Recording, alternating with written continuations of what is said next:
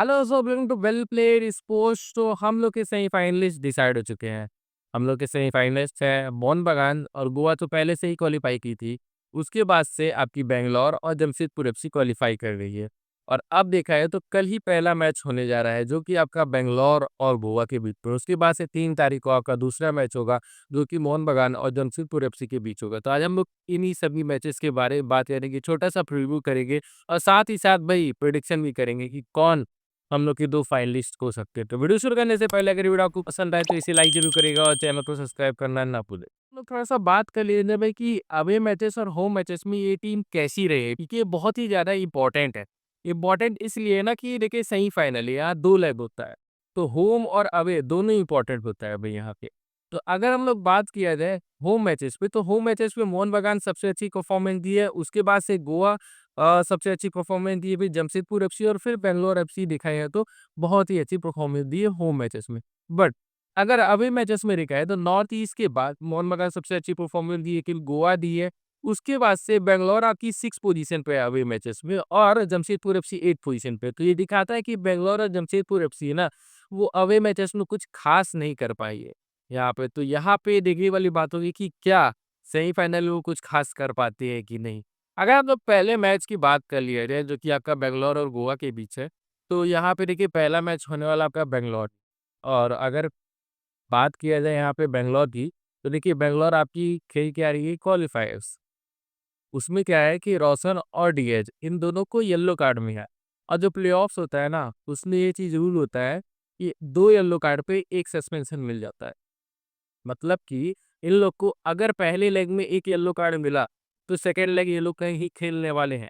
तो बेंगलुरु एफसी को यहाँ पे बच के रहना पड़ेगा, इन प्लेयर्स को यहाँ पे बच के रहना पड़ेगा। तो देखिए बेंगलुरु एफसी के लिए 1 नेगेटिव पॉइंट तो ये है ही। उसके अलावा अगर देखा जाए तो लीग में कैसी परफॉर्मेंस रही है, तो बेंगलुरु एफसी का अगर लीग में परफॉर्मेंस देखा जाए ना, तो गोवा में जो मैच हुआ था ना आपका, वहाँ पे बेंगलुरु एफसी बहुत बुरी तरीके से हारी थी। लेकिन बैंगलोर में जो मैच हुआ था, वहाँ पे बेंगलुरु एफसी 2-2 से मैच ड्रॉ कर ली थी। तो वो चीज़ देखा है तो बेंगलुरु एफसी के लिए अच्छा है। बट एक चीज़ कंसर्निंग ये भी है, अगर आप मैच देखोगे जो ड्रॉ हुआ था ना, उसमें भी आप देखोगे शायद 70 या 80 मिनट तक आपकी एफसी गोवा ही लीड कर रही थी। उसके बाद से जाके बेंगलुरु एफसी ने 2 गोल स्कोर किए, नहीं तो वो मैच भी वो हार रही थी। तो वहाँ पे उनको बचना पड़ेगा भाई, प्लेऑफ्स में ऐसा नहीं होता है, प्लेऑफ्स में और भी लोग ध्यान देते हैं। लेकिन एफसी गोवा के लिए भी एक लर्निंग है। आप 70 मिनट या 80 मिनट तक जब 2-0 से आगे हो, तो वो मैच ड्रॉ करके नहीं निकल सकते। हाँ, तो वो चीज़ भी कंसर्निंग है। एफसी गोवा चोक करती है, वो पिछले सीज़न में हम लोग देख चुके हैं, तो ये एफसी गोवा के लिए कंसर्निंग है। एफसी गोवा क्या करती है ना, कि नुमेरा को अच्छे तरीके से मार्क कर देती है, उसके बाद से बेंगलुरु एफसी की ज़्यादा चांसेस क्रिएट ही नहीं होते हैं। हाँ, और उसको बहुत ही अच्छी तरीके से मार्क करती है। एक बार काल मैक्यूक से मार की थी, एक बार आयोतो छेत्री से मार की थी यहाँ पे। एक और चीज़ है जो बेंगलुरु एफसी को ध्यान देने की ज़रूरत है, अलेक्जेंडर जोआनोविच को मेरे ख्याल से स्टार्ट कराने की ज़रूरत है और सुनील छेत्री को फॉरवर्ड पोजीशन पे स्टार्ट कराने की ज़रूरत है। मिडफ़ील्ड में आपने देखा जाए तो पेड्रो कापो और नगुएरा की ज़रूरत है, क्योंकि मिडफ़ील्ड स्ट्रॉन्ग रखना है। आपको अगर आप मिडफ़ील्ड स्ट्रॉन्ग नहीं रखोगे तो भाई आप हार जाओगे एफसी गोवा के अगेंस्ट, चाहे आप कहीं भी खेलो। और यहाँ पे बेंगलुरु एफसी के लिए भाई देखा है तो लीड लेना बहुत ही ज़्यादा इम्पोर्टेंट है, क्योंकि अगर वो लीड नहीं ले पाए ना, तो गोवा में वो लोग फँस सकते हैं भाई। गोवा में गोवा बहुत ज़्यादा स्ट्रॉन्ग है। तो यहाँ पे बेंगलुरु एफसी के ऊपर है, तो कैसी परफ़ॉर्मेंस देती है भाई अपने होम मैच में। अगर वो अपने होम मैच में अच्छी परफ़ॉर्मेंस देती है, तो उनके इस सेमीफ़ाइनल में जीतने के चांसेस बढ़ सकते हैं। वहीं पे अगर हम लोग दूसरे मैच की बात कर लीजिए ना, दूसरा मैच आपका होने वाला है मोहन बगान और जमशेदपुर एफसी। जमशेदपुर एफसी की बात की है तो भाई कोई भी सोचा नहीं था कि जमशेदपुर एफसी यहाँ तक पहुँचेगी सीज़न के स्टार्ट में, लेकिन वो पहुँच चुकी है। और इसके लिए मैं फिर से कहूँगा कि भाई खालिद सर को कहना पड़ेगा कि भाई इस सीज़न उन्होंने अलग लेवल की कोचिंग दिखाई है जमशेदपुर एफसी के साथ। अगर जमशेदपुर एफसी की बात की है तो भाई उनके लिए मुश्किलें कम नहीं है। देखिए मुबाशिर रहमान आपके रेड कार्ड पाए थे तो सस्पेंड रहने वाला है। इसके अलावा एल्बिनो गोम्स, एजे और आशुतोष मेहता, ये तीनों प्लेयर 3 येलो कार्ड पे है, मतलब 1 येलो कार्ड पे है, ये तीनों प्लेयर। अगर इन लोग को एक और येलो कार्ड मिला तो नेक्स्ट मैच के लिए वो सस्पेंड हो जाएंगे। इसमें एल्बिनो गोम्स और एडी ये दोनों तो बहुत ही इंपॉर्टेंट प्लेयर है भाई यहाँ पे। तो इसीलिए बहुत बच के रहना पड़ेगा। खास करके एजे को, चलो एल्बिनो गोम्स तो गोलकीपर है, लेकिन एजे जो डिफेंडर है उनको तो येलो कार्ड आराम से मिल सकता है। तो उनको बच के रहना पड़ेगा, नहीं तो प्रॉब्लम में फँस जाएगी यहाँ पे जमशेदपुर एफसी। और प्रॉब्लम उनके लिए कम नहीं हुई है। प्रतीक क्या फिट हुए ये मुझे अपडेट नहीं मिला है। क्योंकि प्रतीक अगर नहीं फिट हुए ना तो बहुत सी प्रॉब्लम्स आ सकती है। प्रतीक, सौरभ दास, ये दोनों हम लोग को देखने को मिला था कि नहीं अवेलेबल थे वो। ये दोनों अवेलेबल नहीं थे। लिज़ार भी अवेलेबल नहीं थे। जो कि देखा है तो बहुत कंसर्निंग है, क्योंकि अगर देखिए प्रणय हलदा तो सेंटर बैक पे स्टार्ट कर दिया अगर प्रतीक फिट नहीं है तो। डिफेंसिव मिडफील्ड पोजीशन पे कौन खेलेगा? क्योंकि मुबाशिर आपके पास एक ऑप्शन थे सौरभ दास के इंजर्ड होने के बाद से। वो भी अब सस्पेंडेड हो चुके हैं। तो यहाँ पे जमशेदपुर एफसी को ये भी ध्यान देना है कि जल्द से जल्द अपने प्लेयर्स की रिकवरी कराएँ मैच से पहले, नहीं तो भाई ये मैच पहला लेग तो उनके लिए बहुत ही खराब हो सकता है। और वो भी तब जब पहला लेग आपका जमशेदपुर में और जमशेदपुर एफसी में आप चाहोगे कि आप लीड ले लो।